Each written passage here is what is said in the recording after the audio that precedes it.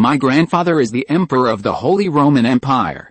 This video is purely for entertainment and does not infringe on copyrights or laws. The rights to the novel and image belong to the original author. We do not claim ownership. Don't like waiting and want to listen to this fanfic in full now? Subscribe to our Patreon, where you'll find the best fanfics. Chapter 151 Chapter 17.2 Guizot's Proposal 3.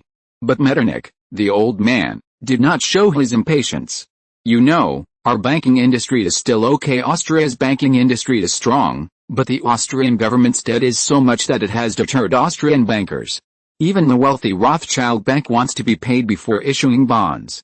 Why did the Rothschild family spend so much money to promote Austria's strength?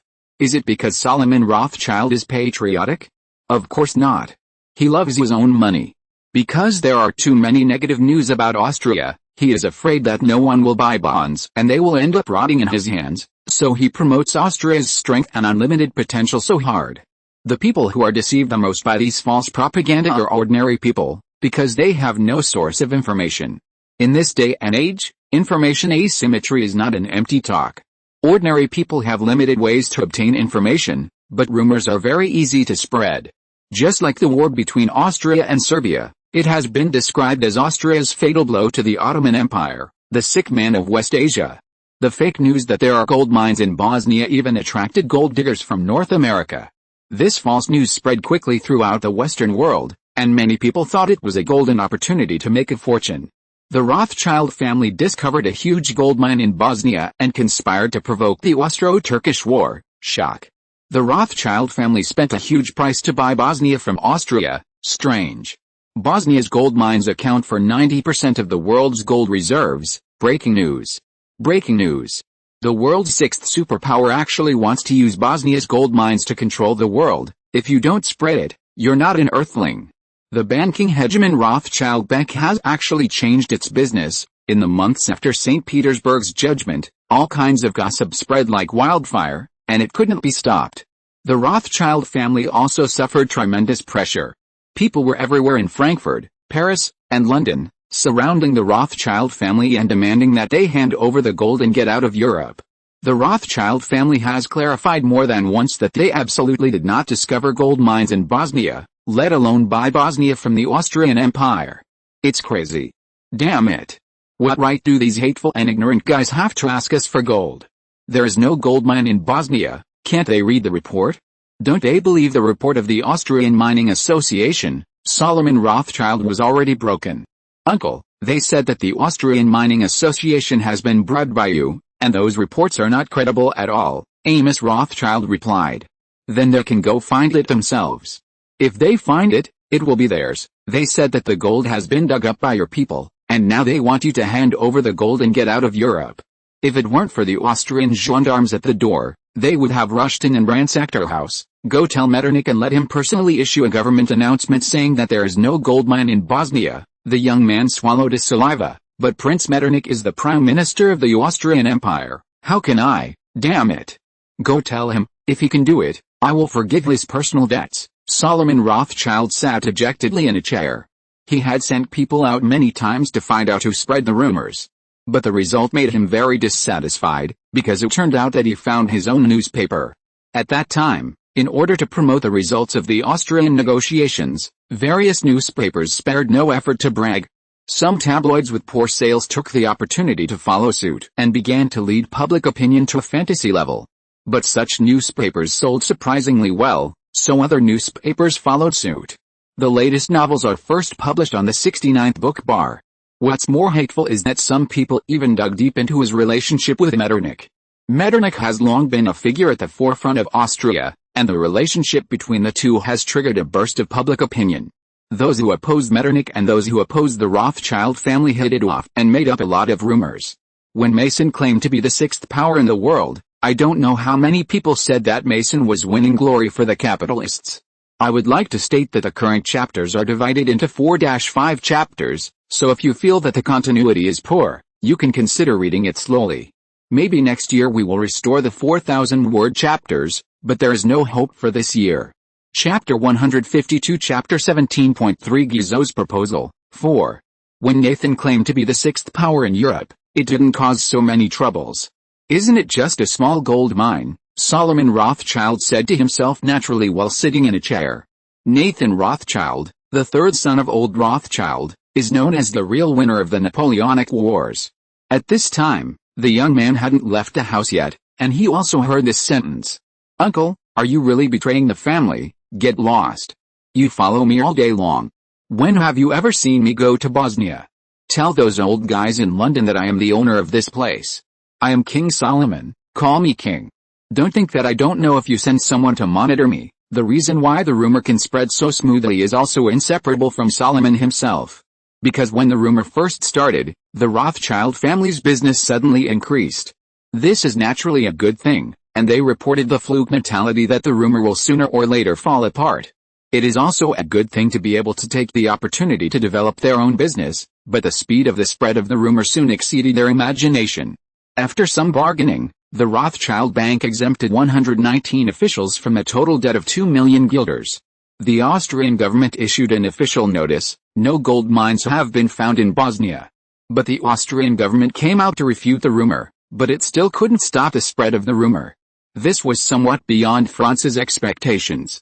Franz's purpose of exaggerating it was just to eliminate the resistance of the locals. Of course, most of the gossip came from Franz, and then a few street writers sold it to newspapers. As long as these newspapers break the news, how can they care where these street writers come from? The world's richest man, a Jew, a conspiracy theorist, no one is more suitable for this black pot than them. When he heard Metternich say that Austria's banking industry was still good, Guizot just smiled. Of course he knew what this meant. The Rothschild Bank had just released 200 million guilders of Austrian government bonds. But Guizot also knew that Bosnia was a bottomless pit, and France's annual expenditure in West Africa was very objective. The terror in Bosnia and Herzegovina far exceeds that in West Africa, with militant pagans, rugged mountains, and complex ethnic issues. Although he thinks Bosnia and Herzegovina will become Austria's Achilles heel, he still thinks it is profitable to develop northern Italy. He doesn't care whether Austria can pay back the money. Because the exchange condition is to let France use the debt problem to indirectly control the Kingdom of Sardinia. If it can affect Austria, it will be better. He doesn't think Austria will give up northern Italy, but France can only make money on this deal. In fact, in history, Austria chose to give up northern Italy as soon as it encountered difficulties. Because of the impact of the Industrial Revolution, Lombardy's economic status declined, the World Trade Center shifted to the North Sea Atlantic business circle, and Venice's world port status declined. Austria's poor management has reduced its control over northern Italy. These factors led the Austrian government to decide to abandon northern Italy. Fortunately, Marshal Radetzky was full of martial virtue and did not implement the Austrian central government's decision to sell out the country. Some people may not know Marshal Radetzky very well, but they must have heard the Radetzky March. That piece of music was composed by Johann Strauss Sr. to commemorate the achievements of Radetzky. The Rothschild Bank is indeed very powerful, but as far as I know, your country still has more than $1 billion in debts to pay. Is there anyone willing to lend you money? The speaker was Guizot's deputy finance minister, who was also the director general of Toulon Customs. This deputy finance minister was once one of Marshal Soult's right-hand men, now the French prime minister, but has been sidelined by Guizot. He was known as the Stone Heart General because his heart was harder than stone. Comrade Guizot conquered the toughest man in the French army in 3 minutes. He handed the commission of the Director General of Toulon Customs to de la Colt. From then on, the general switched from military to politics and never bothered Guizot again. He now looked down on people who had little culture and were still involved in politics. De la in front of him was obviously such a person. You pig, put on glasses and pretend to be a college student? If you don't borrow, someone will. Do you know how many banks there are in the city of London, and how much gold reserves there are? In fact, he didn't know, but in recent days he still talked nonsense after hearing some professional terms. This really touched the sore spot of the French. The French have strong capital and are unmatched in Europe. But they are not as good as the British, who are isolated overseas, and they don't want the British to get involved in Italy. The latest novels are first published on the 69th book bar. Because compared with the weak Austria, the French are obviously a greater threat to Britain. And the misfortune of France is that it is too close to Britain. After all, no one wants to be with a strong neighbor. At the same time, Britain and France have many contradictions on issues such as the Low Countries. Even Guizot's concessions that hurt the feelings of the French nation still cannot satisfy the British. It just proves the old saying that you can't let others snore beside your bed. Chapter 153 Chapter 17.4 Guizot's Proposal 5. Guizot hated war, revolution, and so-called honor and glory. He believed that enough interests could change everything. This made him think that Viscount Palmerston, who said there are no eternal friends, only eternal interests, would be his confidant. But now he found out that he was wrong. The so-called interests of this fat man were only the interests of Britain and his own face. But there is one thing that will never betray Guizot, and that is money. He doesn't care whether France can regain its glory, but he cares whether France's interests can be guaranteed. If the investment in the Kingdom of Sardinia cannot be recovered, it will be disastrous for France.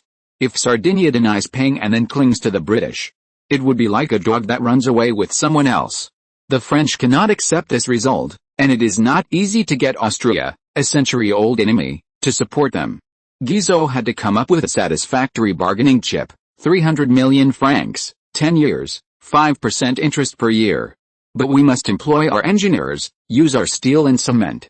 We can also use the operating rights to pay off the debt. Then you might as well let all the Austrian soldiers in the northern Italian military district hang themselves. Hinault was furious, because many people had already popularized the importance of railways to him. Among them were Archduke Karl, Metternich and Franz. Wake up, if we don't lend you money, how many kilometers of railways can you build with the money in your Western Railway Company, 500? Or 1,000 kilometers? Illyria is a mountainous area. Is the cost of railway 3 or 5 times that of plains? At the same time, France was planning to build 3,000 kilometers of railways, and Britain was preparing to build another 8,000 kilometers of railways. By then, the total mileage of British railways would reach 10,000 kilometers.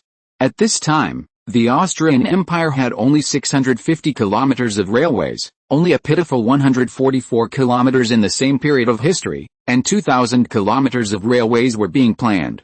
Prussia next door has 500 kilometers of railways, and the total length of railways under construction is 6,000 kilometers. Of course, if France's initial plan is followed, Austria will have to build at least 6,000 kilometers of railways. It includes a large number of mountains, hills and complex terrains, and the cost of some railways may be 3 to 5 times that of Prussian railways. You must know that the Prussian government has borrowed 200 million marks from banks to support their railway construction. The Austrian government needs at least 500 million shields to complete France's initial plan. To be honest, the 400 kilometers of railways built by the Austrian Western Railway Company are mostly plains and economically developed areas.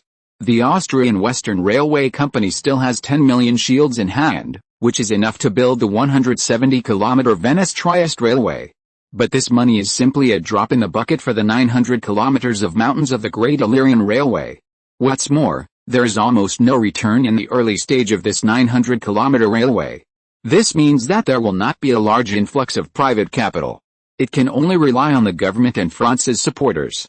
The subsequent Bosnia and Herzegovina railway project was an even more unprofitable business in terms of economics. There was almost no profit, but it had to be built at an extremely high price. However, due to political and military considerations, this railway had to be built. 500 million francs, 10 years, 6% interest per year. You can use your people, but the materials must be from Austria, Metternich replied directly to Guizot. 500 million is too much, 400 million 10 years, 6% interest per year. The engineers should be our French, the steel should be our French, and the cement should be from you Austrians. Guizot also ignored Delagine and Hinault who were arguing. Chapter 154 This is Russia. Franz had a rare chance to play for a while. After all, if he expressed his opinions or made some special suggestions at this kind of dance, he might be targeted. Many people wanted to see the Austrian crown prince die in the Russian capital. Franz felt that his dancing skills had greatly improved after practicing with Baroness Vadai these days. But when dancing with Kayana, why did he feel that she was always accommodating him? Is this girl's talent all in this? Franz wondered. But it's not bad, at least it's better than marrying Wu Mei-Niang or Catherine. No need to worry about being poisoned one day and dying inexplicably. Kayana was considering whether she should deliberately fall down and paddle over. Anyway, it's written like this in the novel, But Franz's dance steps are so strange. He doesn't give this opportunity at all, as if he can hide from himself. That's right, Franz is dancing in the posture of a warrior. Such a strange dance step. If it's not a professional dancer like Kayana, it's really hard for anyone to cooperate. Alexander's character was completely opposite to that of Nicholas I. Even in such a formal occasion, he accompanied his lover instead of his wife. Nicholas I held the shipwreck report in his hand, knocking on the table with his legs shaking constantly. Seeing this, Palmerston was very proud. Today, he finally had something to make him happy. Guizot actually managed Metternich, which Palmerston could never have imagined. After all, it was hard for him to imagine what kind of clumsy rhetoric Guizot could use to fool Metternich, the old fox. If it was an exchange of interests, how much interest would it take for Austria to give up the opportunity to dominate Italy? Metternich naturally knew that Britain and France would not let Austria dominate Italy, so it would be better to sell Sardinia to France in exchange for some practical benefits. Of course, the French could not annex Sardinia. After all, Sardinia's independent status was guaranteed by the 5 major powers at the same time. Even if it got the support of Britain and Prussia, as long as Austria opposed Russia, it would definitely oppose it. Anyway, the war must be between France and Austria, and Russia only needs to talk, so why not? Of course, this possibility is extremely low, and the biggest possibility is that everyone sits down and talks. Then redraw the sphere of influence, take a step back and let the Kingdom of Sardinia remain neutral. Guizot's control of the Kingdom of Sardinia's economy is not to annex Sardinia, but to make French money make more money. After all, the Kingdom of Sardinia is seriously corrupt and its administrative efficiency is too low. If it is handed over to French professional managers, the efficiency of making money will definitely be improved by several levels. Moreover, if Austria vigorously develops the economy of northern Italy, French goods can also quietly enter the northern Italy region from Sardinia. As long as the capitalists can make money, naturally no one will think about revolution. As for the hegemony of the Orleans dynasty, let those poor nobles realize it. Palmerston walked towards Nicholas I with a wineglass, and out of courtesy he gave a long British toast. He habitually began to show off the military power of the British Empire and how invincible it was in the world. But this time the audience was Nicholas I, the Emperor of the Russian Empire. Russia is the only country in this era that can compete with Britain, and Nicholas I is not interested in Britain's glorious achievements. It sounds uninteresting, and Palmerston himself is boring. But he felt that Nicholas I was deliberately avoiding him, and his gift must have been too much for the emperor of this barbaric country. Palmerston was the only one in the world who understood Europe best, at least that's what he thought. Your Majesty, it's a good thing that Russian slaves are freed. Why are you so unhappy? Don't you want your people to return safely? Or do you intend to use those poor people to start an unjust war? Such rude behavior was frightening. After all, Nicholas I's cruelty was known to everyone from Northern Ireland to Kitten. After all, it was an informal occasion, and the Tsar would not take it seriously. Palmerston felt fearless. After all, there were many emperors and sultans who knelt down and surrendered in front of him. You know, he was the foreign minister of the British Empire, and he was known for his toughness and had never suffered a setback. Nicholas I just glanced at Palmerston indifferently, and he didn't know whether this tyrannical British man was really not afraid of death or was just stupid. But he suddenly remembered something interesting and handed the report to Palmerston. Palmerston felt that he had succeeded again, and was grateful for the strong support of his motherland. But after reading the report, Palmerston was so angry that he almost fainted. Half of his property and his youngest son were all buried in the sea. This made Palmerston, who was nearly 60 years old, a little bit unacceptable for a while. The pain of losing a son and the huge loss of property almost defeated this tough diplomat. Palmerston's annual salary was £3,000, which was definitely the highest salary in Europe. But the loss of £400,000 was indeed a bit overwhelming. £400,000 converted into the Rhine-Guilder of the Austrian Empire was 4 million.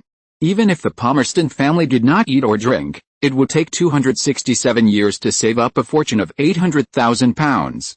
Corruption is a common problem of the government of this era. Let's not talk about the problem of the unknown source of Palmerston's huge property. Perhaps it was because of the loss of his son in his later years, coupled with the huge loss of property, that Palmerston almost lost his mind.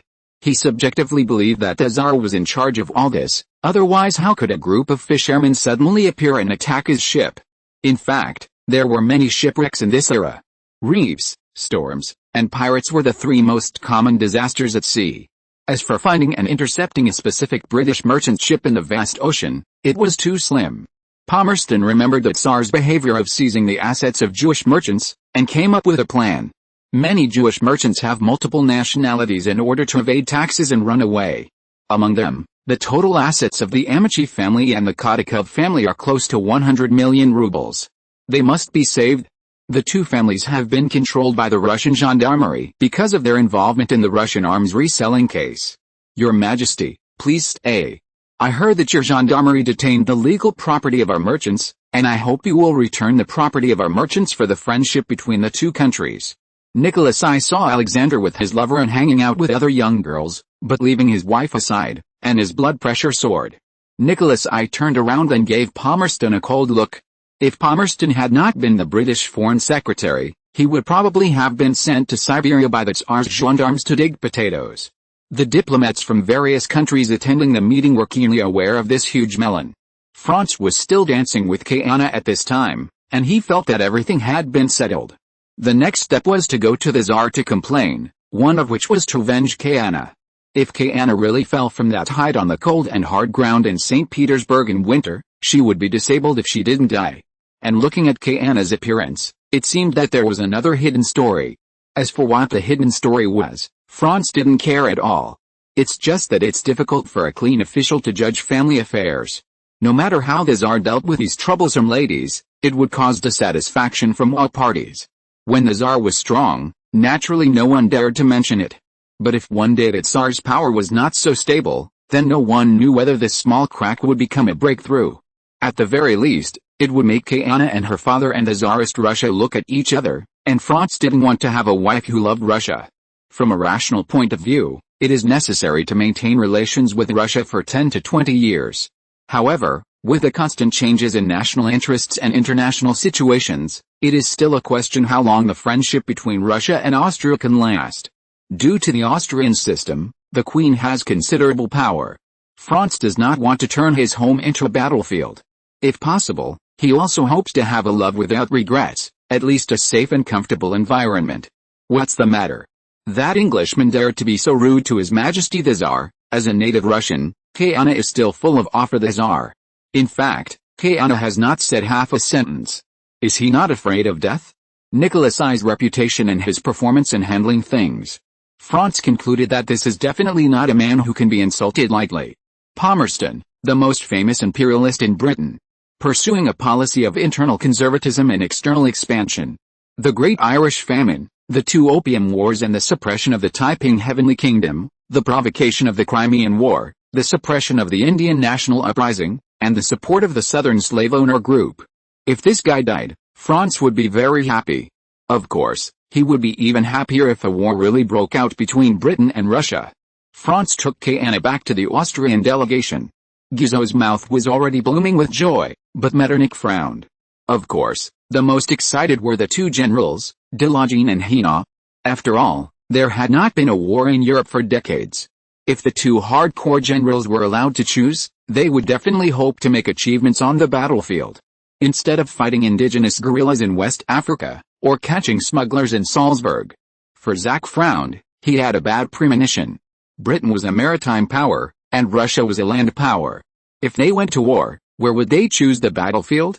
Lord Vissel had similar concerns, Prussian foreign minister. After all, Hanover and Britain had an unclear relationship.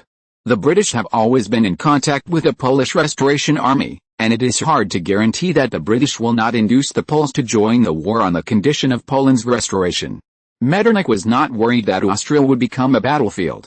He was worried that the hostility between Britain and Russia might affect Austria's newly improved overseas trade.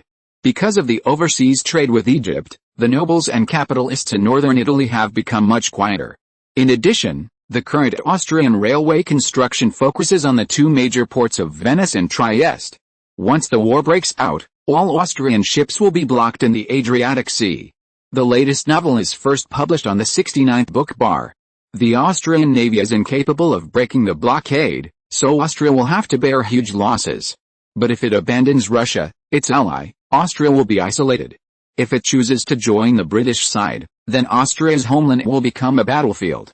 Russia's ambitions for Galicia and Transylvania are well known. And these two regions happen to be the weakest places for Austria's defense. Transylvania is easy to defend and difficult to attack, but the local army is stationed here. But under the withholding of the Hungarian government, no unit is fully staffed. And lack of training, weapons and ammunition, especially artillery, are seriously insufficient. There are 100,000 troops stationed in Galicia, but the whole of Galicia is almost full of Orthodox Christians. The Tsar is the patriarch of the Orthodox Church, which is too insecure for Austria, a country deeply influenced by religion. In fact, the beliefs in the Galician region are somewhat different from those in Russia, which makes heresy more terrible than paganism. The locals would rather join Austria, which believes in Catholicism, than Russia, which is also Orthodox.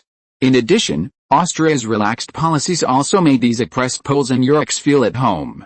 There was even a funny scene where the Polish Restoration Army was hunted down by local serfs in Galicia and had to seek protection from the Austrian garrison. Nasrlov, Russian foreign minister, was praying that there would be no fighting, because Russia's industry could not support his huge army. In the event of a war, Russia would not have enough uniforms, weapons and ammunition. As the world's first industrial power, Britain is absolutely capable of supporting a long-term war. Due to the Straits Convention, Russia lost the privilege of dominating the Bosphorus Strait. Once the British fleet enters the Black Sea, Russia's century-old efforts may be wasted.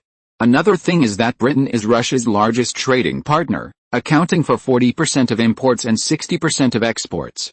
Britain and Russia must fight for world hegemony, but Russia is not ready yet. Winning over Austria is also adding weight to prevent the British from acting rashly. But why is this damn British guy so aggressive to His Majesty the Tsar? Are the British ready? He doesn't know and dare not think about what the British guy wants. Palmerston didn't feel that he was being rude at all. He felt that he was just defending the rights of British merchants. But he ignored that the other party was an emperor of a huge empire that could compete with Britain. The legal property of British merchants? Who? Nicholas, I was a little impatient. Such trivial matters should be discussed with diplomats instead of bothering him as the Tsar. Amici, Kotikov, Murky. Palmerston talked slowly, but was interrupted by Nicholas I before he finished. Why do they sound like some bankers in our country? Oh, Your Majesty. It's like this, they are British, but they also have Russian citizenship. This is also for the convenience of doing business. You know, capital has no borders, Palmerston said with a smile. Businessmen have nationalities. Franz jumped out at the right time and added fuel to the fire. Well said, Nicholas. I was very happy. He was worthy of being the younger generation he had chosen. Nicholas I admired Franz more and more, but when he saw Alexander still chewing pig's trotters, his face became gloomy. They all have dual citizenship, Palmerston was still explaining. He really hated the kid in front of him more and more. I don't know if this little thing did it on purpose. It seems that it is necessary to let the guys in the military intelligence department pay close attention. Dual citizenship? Who stipulated it? Nicholas I asked back. The ancient Romans knew how to protect themselves from insults as soon as they could say, I am a Roman citizen. The British people, no matter where they are in the world, should be sure that the vigilant eyes and strong arms of Britain will protect him and his property from being violated. Palmerston seemed very confident that his speech, which was based on reason, would surely be passed down as a good story in the future. In his eyes, Nicholas I was a coward who lacked wisdom and could only use military uniforms to cover up his weakness. This is Russia. What did you say? This is Russia. Nicholas I stood up and kicked Palmerston down. Thanks to the book friends Yang Shujin Shao 233 for the reward and the book friends who have been reading books all the time. It is usually around 1K, and it will be changed next year. As long as there are still people reading, I will continue to update. Chapter 155 Dance Battle. Nicholas I's kick turned the banquet into a carnival. Some people had long been unhappy with Palmerston and Britain because Palmerston's foreign policy was too tough and too shameless. Everyone was afraid that the British delegation would take the opportunity to make some demands, but surprisingly, the British delegation remained silent. Because of Palmerston's long-term propaganda, all members of the British delegation thought they were dead. There were even members of the British delegation who chose to turn a blind eye. Palmerston just lay on the ground, and the whole hall was silent. Everyone had their own little thoughts, but no one dared to speak out. After all, neither Nicholas I nor Palmerston were good men and women. Those who wanted to cheer were also afraid of Palmerston's revenge in case he didn't die, and no one had the courage to speak for Palmerston. Palmerston, who was lying on the ground, was doubting his life. Someone dared to hit me, the foreign minister of the world's first empire, and I am Palmerston, the conqueror of the world, the greatest diplomat in the East and the West. How can I survive? Although Nicholas looked very angry, he was actually very regretful. Nicholas I was not afraid of economic losses, but as a pure soldier, he knew better than anyone that Russia was not ready for war. Guizot was the happiest person. France would benefit the most from the war between Britain and Russia. France could take the opportunity to seize colonies around the world and infiltrate Britain's power. Moreover, the war between Britain and Russia would inevitably require a large amount of strategic materials. France was the only country in Europe that had the ability to provide a large amount of materials for the two countries. Prussia and Austria combined could not match France's production capacity. Moreover, these two countries were too close to the center of the war, and I am afraid that they would not be able to protect themselves at that time. Of course, if they could also be involved in the war, then it would be just around the corner for the French Empire to return to the top of the world. For Zach was very entangled. On the one hand, he hoped that the two demons who exploited him the most would have a good fight, but on the other hand, he did not want to stand on the side. Because no matter which side he stood on, the Ottoman Empire would become a battlefield, and it would not work if he did not stand on the side. Lord Vissel considered whether he could mediate through Hanover. After all, Prussia was also a member of the Holy Alliance. Once a war broke out, it would stand on the side of Russia.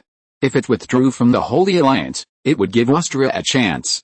Metternich and Franz really didn't expect Nicholas to beat Palmerston. At most, he would give him a verbal scolding to embarrass Palmerston. Personal humiliation and beating up a national ambassador are two completely different concepts. Things are developing in an uncontrollable direction. Franz is not afraid of the hostility between Britain and Russia, but he does not want them to go to war now. To be honest, it is because Austria does not have the ability to take over, let alone the qualifications to participate in this battle. The Tsar's kick made him feel relieved, but Franz was very worried. The whole hall maintained an eerie silence, with Palmerston and the British delegation lying pretending to be dead, the Russian officials who were at a loss, the Tsar with a reluctant face, and a group of diplomats with ulterior motives. Play music. Play music, Franz walked to the side of the band and shouted. The musicians looked at the foreign prince with incredible eyes, and the guests also found it a little incredible. What are you going to do? His Majesty the Tsar wants to have a dance battle with Viscount Palmerston. Dance battle? Yes, the Russian Cossack style. Franz could only think of the Cossack dance of a certain squadron when it came to dancing where people kicked others. The band conductor slapped his head and thought it made sense, so he started playing immediately. Although the Cossack songs were a bit lowbrow, wouldn't it be a piece of cake for the Russian Royal Symphony Orchestra to play such lowbrow songs into elegant music? The Tsar blushed. He did know how to dance the Cossack cavalry dance. It was just that it was a bit embarrassing to dance it here. It was embarrassing. Anyway, I felt good about kicking others. The latest novels are first published on 69 Shuba. If you're listening to this novel on a channel other than Fanfic World, it means they downloaded and uploaded it without effort. We cordially invite you to visit our channel, Mundo Fanfic Novelis. There you'll find the original version of this story and you can explore many other novels of various genres. We're waiting for you to immerse yourself in a world of incredible novels. Chapter 156, Soldier's Dance, 1. Franz obviously wanted to watch the fun and found a good position. But Kayana wanted to escape quickly. It was obvious that the Tsar was still very scary in her heart. Franz would never let her go easily. Kayana was pulled to a conspicuous position by Franz.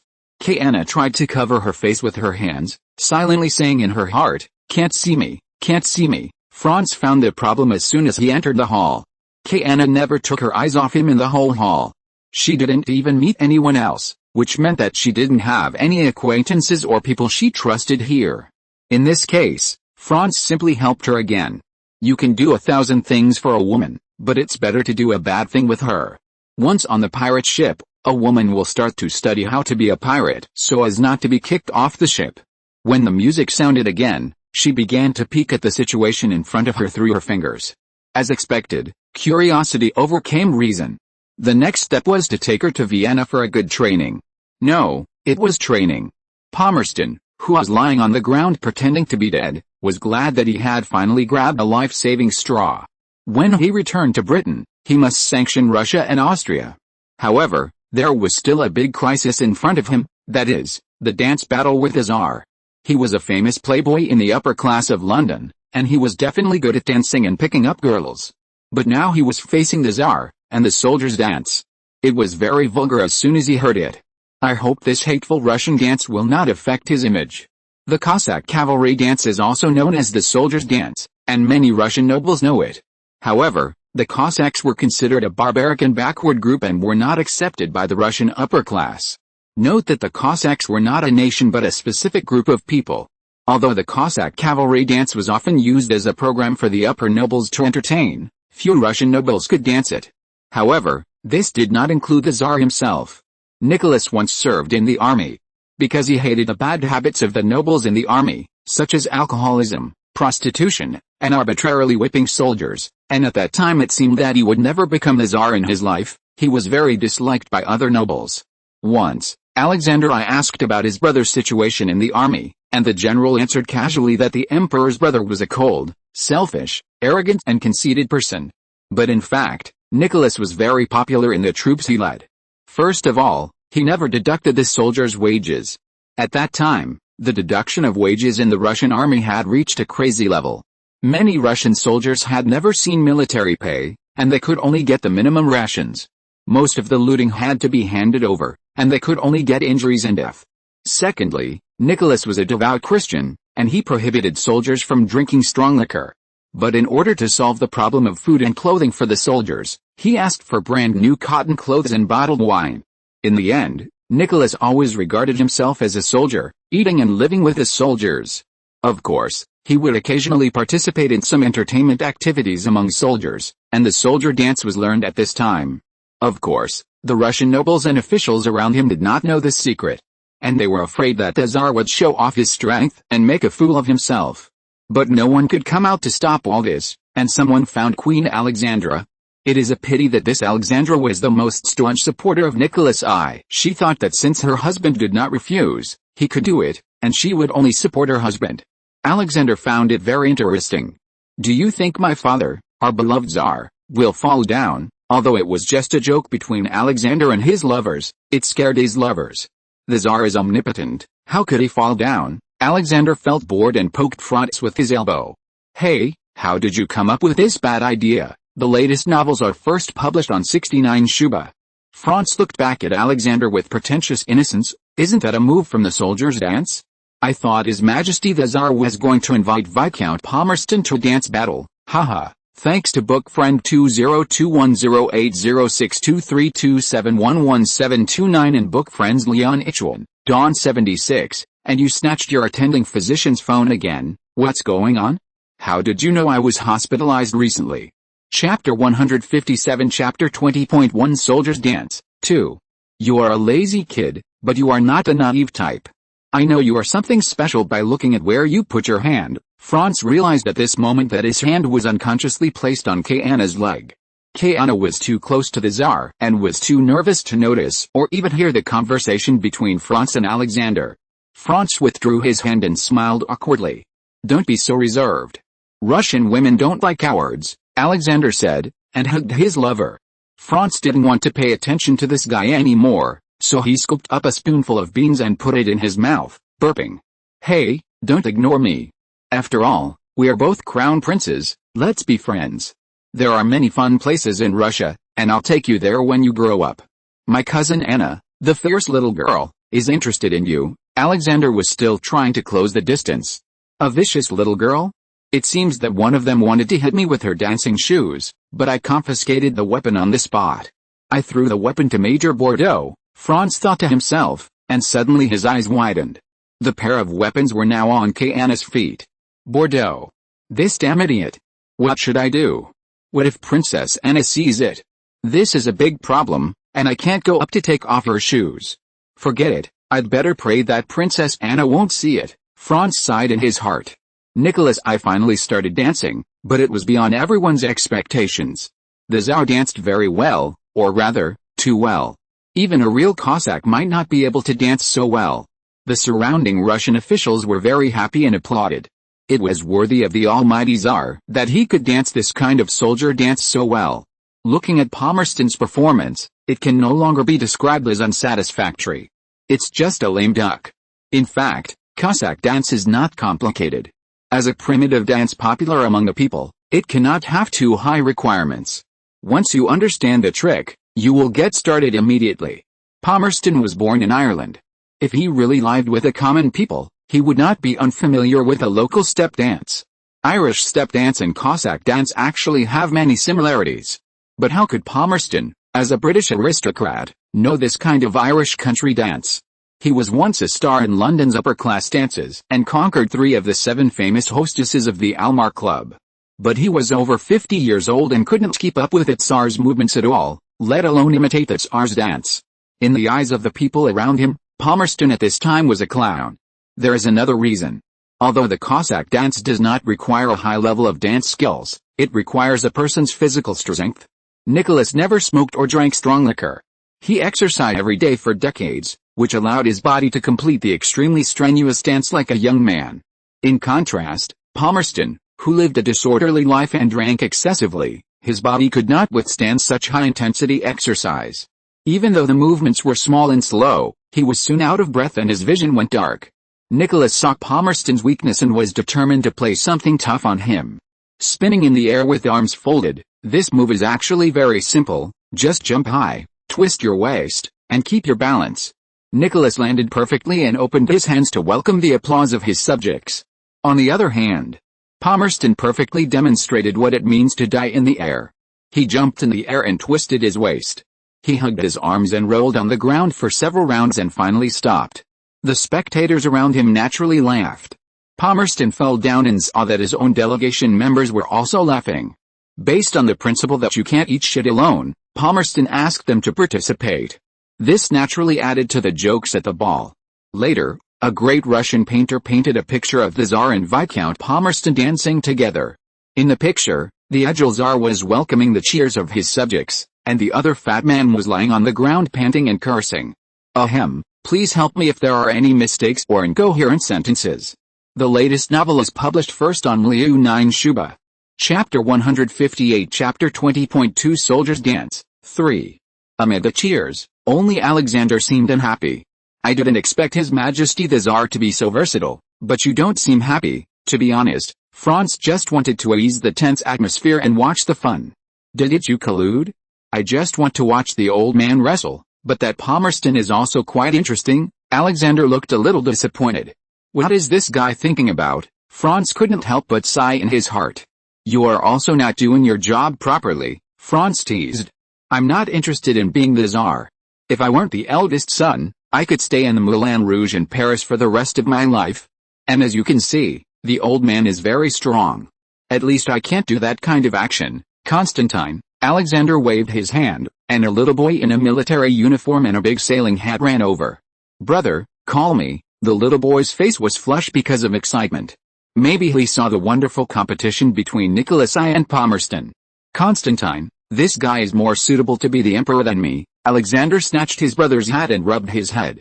Franz also stretched out his hand. Hello, nice to meet you. My name is Franz. He looked at Kayanna beside him and introduced. This is Kayanna, the daughter of Duke Fedorovich. Constantine was very happy to meet this friend who was about the same age as him.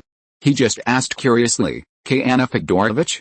Aren't you a fat girl? Alexander frowned and slapped Constantine on the back of his head. You idiot, don't you know that girls change a lot when they grow up? And if you say this to girls, aren't you afraid of being single for the rest of your life? Constantine covered his head and said aggrievedly, didn't you say that, brother? Kayanna Fedorovich is a disgusting fat girl. Whoever marries her will be unlucky. Alexander pretended to hide her again, and then he realized that the girl in front of him had delicate features and a slim figure, which was completely different from the Kayanna he knew. Kayanna also looked at Alexander and smiled calmly. The ugly duckling can become a white swan, so is it strange for me to become more beautiful? Franz also looked at Kayanna. Her body was slender and slim, and it was completely impossible to tell that she had successfully lost weight. Is it true that every fat person has potential as the advertisement says? But in this case, Franz had to look at the girl in front of him with a new eye. Losing weight is not something that can be achieved by just talking about it. People who can succeed need great endurance and control. In the past, Alexander was too lazy to even look at ugly girls like Anna and didn't think much about it. Just now, seeing this girl answer so appropriately, I think she must have worked hard to become what she is today. Alexander couldn't help but have some interesting ideas, but they were quickly dispelled because he saw the disapproving look of Nicholas' eye. Of course, he didn't want to be an enemy of the young man in front of him who was highly regarded by his father. After all, young people are very impulsive. Soon Palmerston couldn't do it anymore, and he decided to admit defeat. It was not shameful. But how could Nicholas and his ministers let this fat British guy go? Soon a glass of vodka mixed with broccoli juice, garlic juice and various vegetable juices was served. Looking at the thick thing, Palmerston had to close his eyes and swallow it. A feeling of nausea made him want to vomit everything he had eaten yesterday. But he couldn't do that because it was too embarrassing. He had to limp to the location of the British delegation and sat on the sofa trying his best to catch his breath. The Tsar still refused to let him go. The Tsar took out a silver plate to leave a souvenir for Palmerston. The court's goldsmiths and silversmiths came to the Tsar, waiting for the Tsar's words. The Tsar touched his chin and thought, and suddenly Alexander blurted out loser. In English, although this was a bit explicit, it was very suitable for humiliating Palmerston. The latest novels are first published on 69 Shuba. While the Tsar was hesitating, Franz came up to him and said, "Second place." The Tsar laughed heartily. "Not bad, second place. For the second place in the doubles competition, you should make a second place plaque for Viscount Palmerston." The royal craftsman immediately started to work, and an exquisite second place medal was quickly polished and handed to Palmerston. Palmerston took the medal with a smile, but a heavy handprint was left on the edge of the medal. Chapter 159, The Mantis Catches the Cicada, Waiting for the Yellow Bird Behind. The Tsar won the dance battle, which naturally greatly satisfied Nicholas' vanity. It also gave Russian officials and generals hope of defeating Britain. It turned out that men who were raised under women's skirts were no match for him. As the man who understood Europe best, Palmerston was puzzled at this time. Why did a little Tsar dare to embarrass him, the greatest Englishman? There is only one possibility, that is, Russia does not belong to Europe. Of course, the Tsar and Russian officials did not know that this king had quietly expelled Russia from Europe in his heart. They just knew that this notorious British diplomat would definitely take revenge. The Tsar has proved with his actual actions that he is a qualified monarch and a strong king. He has the ability to protect his subjects and resist powerful enemies. Palmerston will not give up. When he left the venue, he told the MI6 agents around him to take special care of Franz. Only the one who laughs last is the real winner. He wants to give Russia a big gift. Isn't the relationship between the Russians and Austria stable? Now the Austrian crown prince may marry a Russian princess. The Russians felt that they had won the battle for the Balkans. But who knows if they will be overjoyed and then sad. As a spectator, Guizot felt that he had to choose his position carefully in the future. It seemed that blindly compromising with Britain was not a solution. On the contrary, his actions of winning over the Ottoman Empire and Austria made Palmerston afraid to act rashly. In the foreseeable future, France's power in Sardinia would not be weakened by the Treaty of St. Petersburg. Instead, it would be strengthened by the support of new allies and the retreat of the British. What the invincible Napoleon did not do with force, perhaps he could do with his own methods. To make France the world's #1 power, as long as he controlled the world economically, it would be equivalent to conquering the world. Guizot's thinking was not wrong, but hegemony without the backing of force would not last long. Lend money and let others work for you in exchange for interest. It sounds good, but what if the other party does not pay back or cannot pay back the money? That's a story for later. The British MI6 agents knew what Palmerston wanted to do, but the risk of doing so was too high. It would be difficult for them to get away with assassinating the Austrian crown prince in Russia, whether successful or not. And once the matter is exposed, I am afraid no one will admit their existence. Even their families will be killed and liquidated. These agents are not fools. Since it is risky and the success rate is low to do it by themselves, then find a Russian to do it. Even if it is discovered, it will be a problem between Russia and Austria. Who is suitable for such a thing? Of course, gamblers and alcoholics, and Russia is the least lacking of these two types of people. They soon found an officer of the guards, who was a fanatical believer. Although after the 30 Years' War, The Habsburg family rarely claimed to be the guardian of Catholicism. But this stereotype will not change easily. For most believers, heresy is more hateful than paganism. This young Russian officer is no exception. Under the instigation of British agents, he wanted to be a martyr to kill the evil heretic. Of course, the British agents made two preparations. They found a courtmate who owed a huge debt. Her husband owed a huge gambling debt and fled to Siberia. These debts naturally fell on her, and the British agents promised to give her a large sum of money to pay off the debts. She could take the money by adding a white powder to Franz's diet. The white powder had a faint bitter taste and was difficult to detect when mixed with strong tea. The poison was not immediately fatal, but only took effect when the victim drank alcoholic beverages. Of course, if all else failed, they had a last resort. Chapter 160 Chapter 21.1 The mantis stalks the cicada, unaware of the oriole behind. Of course, it was impossible to get married immediately, as Franz and Kayana were still young. But the Tsar was ambitious, and so was Franz. At the same time, Duke Lionel was very afraid, and so was Kayana. Franz proposed that Kayana go to Austria to study, and this proposal was immediately supported by all parties. Franz was very surprised that things went so smoothly. The Tsar only said that Kayana could follow Franz to Vienna after saying goodbye to her family. Of course, it was impossible for Franz to stay in Russia for a long time. He had to go back with a delegation to reassure the Habsburg family. Kayana had time to consider whether to study in Austria. If so, she would need to say goodbye to her father in Central Asia. Metternich rubbed his temples. He was thinking about what to do if Archduke Franz forgot Kayana half a year later. After all, she was just a child, and it was fresh for 2.5 days. But the good thing was that the excuse was to study abroad, which would not have a negative impact on the reputation of both parties. Of course, if it could be accomplished, it would be a good thing for Austria, Russia, and even Europe. The Holy Alliance is the cornerstone of maintaining the Vienna system, although Britain and France are already looking for a breakthrough. But as long as the Holy Alliance still exists, the European continent will maintain overall peace. He also has a secret agreement in his hand, according to which France will purchase 450 million francs, 300 million guilders, of Austrian government bonds within 3 months. At the same time, France will obtain all orders for steel used in the Lombardy and Venetia railways. Austria will support France's claims against the Kingdom of Sardinia and cannot interfere with the Kingdom of Sardinia. This is almost handing over the Kingdom of Sardinia to France, but because the independence of the Kingdom of Sardinia is also guaranteed by the 5 major powers, it is not so easy to annex it directly. France can take the opportunity to demand a sky-high compensation from the Kingdom of Sardinia, and Sardinia can refuse. But without the support of Austria, the Kingdom of Sardinia is powerless to fight against a French state machine. The British can naturally send their fleet into the Mediterranean, but the cost of doing so is too high for the British. Russia and Prussia will not care about the life and death of the Kingdom of Sardinia. It is better to say that once the buffer zone of Sardinia disappears, France and Austria will confront each other in an all-out manner. In this case, Prussia will be the happiest, because the two giants coveting their territory will fall into internal friction. The most injured among them is the Kingdom of Sardinia, which has experienced a journey of joy, then sorrow, joy and then sorrow. Carlo Alberto, King of Sardinia, has smashed all the porcelain in the palace recently. The longtime sponsor has finally taken off his pants.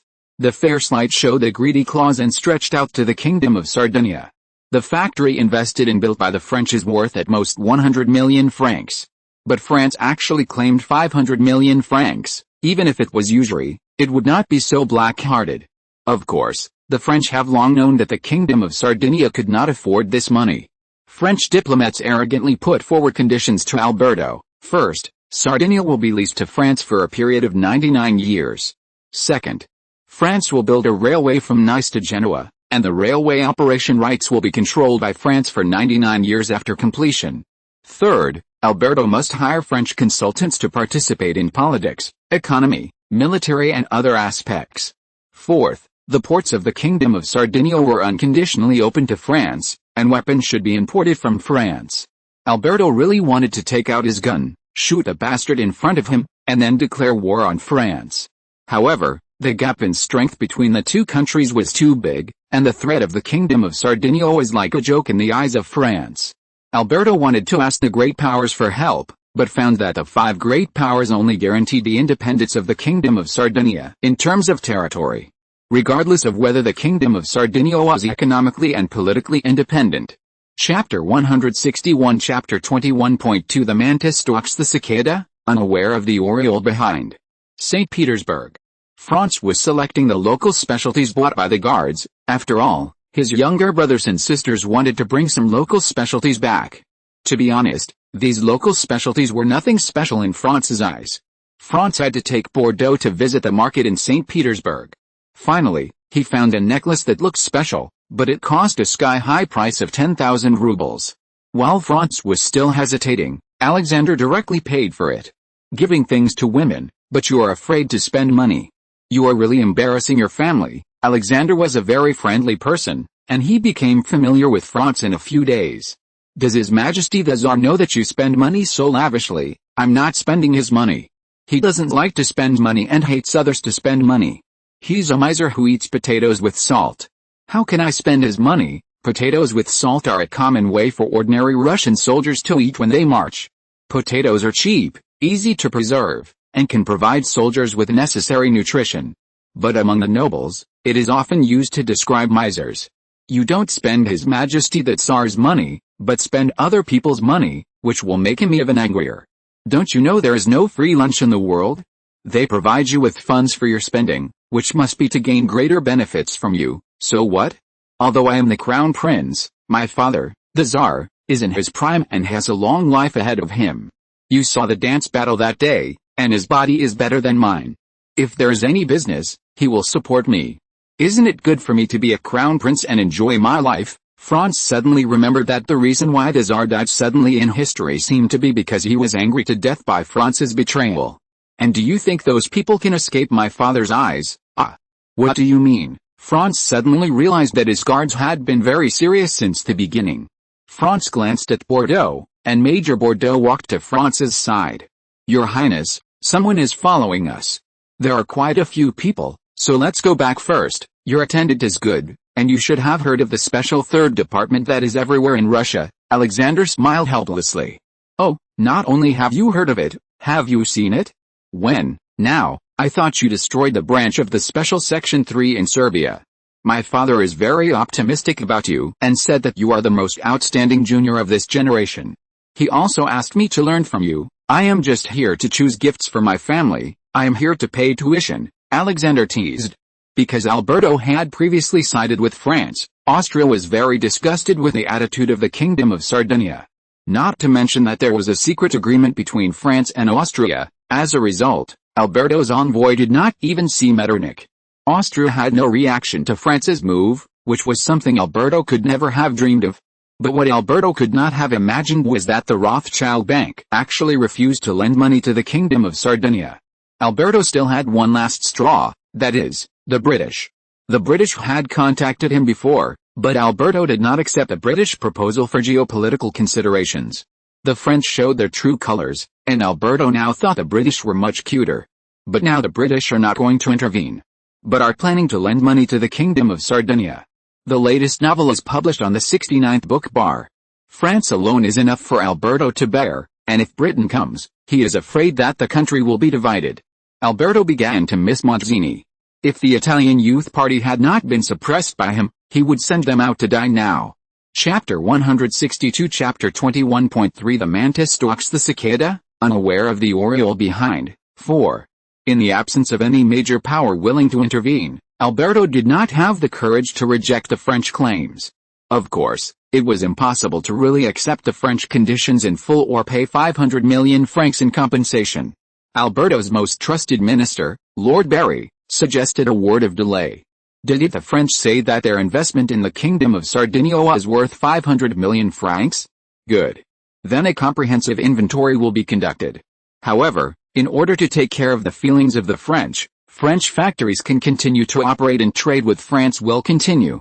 Austria and Britain, who most advocated the withdrawal of French capital from Sardinia, unexpectedly kept silent at the same time. Only the Ottoman Grand Vizier Ferzak sent a bland letter urging the Kingdom of Sardinia to return French assets as soon as possible. The terms of the Kingdom of Sardinia in the St. Petersburg Agreement seem to have been forgotten by the great powers. As for sending troops to conquer Sardinia, Soult, French Marshal and then French Prime Minister, did not even think about it. He just wanted to retire gloriously, so he handed the matter over to Guizot. As a believer in capital, Guizot was even more opposed to going to war against Sardinia. Because what France needs is an excuse to interfere in Italian affairs, not a meaningless war. For France, a punitive war can certainly enhance international influence and demand compensation. But it will also arouse Sardinia's anti-French sentiment, and at the same time have an immeasurable negative impact on international relations.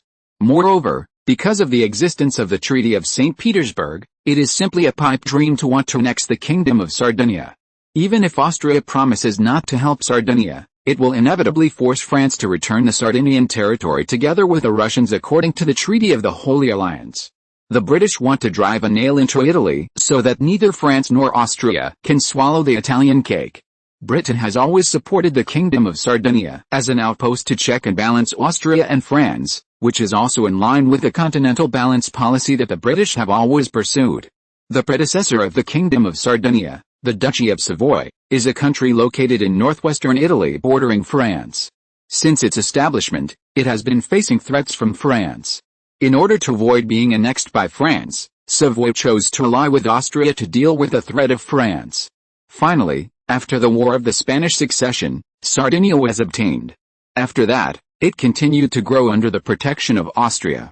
After the Napoleonic Wars, Austria acquired Lombardy and Venetia, and the Austrian army pointed directly at the Kingdom of Sardinia. The Kingdom of Sardinia plunged into the arms of the French again, and Austria was too exhausted in the Napoleonic Wars to go to war. As the king of the contemporary team, Alberto quickly found his direction. Granville George Leveson-Gower was another ambitious British diplomat. Although he and Palmerston were both Whigs, he hated what Palmerston did. Unlike Palmerston, who was uncompromising and ready to go to war with anyone at any place and time, Granville, as the heir of Leveson-Gower, was also patient in telling the evidence.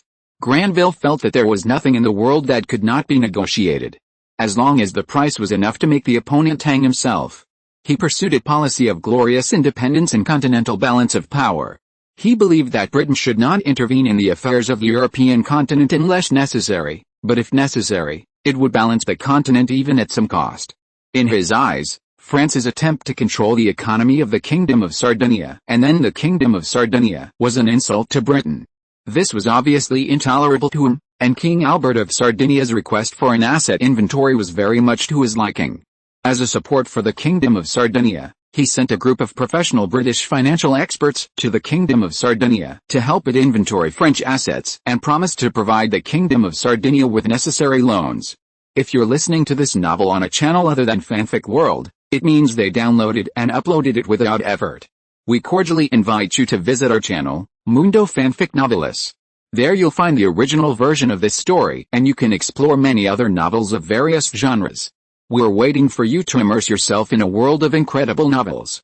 Chapter 163 Chapter 21.4 The Mantis Stalks the Cicada, Unaware of the Oriole Behind. 5. St. Petersburg, Winter Palace. Franz is selecting the gifts he bought. What makes him most satisfied is not the necklace worth 10,000 rubles. It is a pile of enlightenment tutoring books, which are good friends of children, exercise books.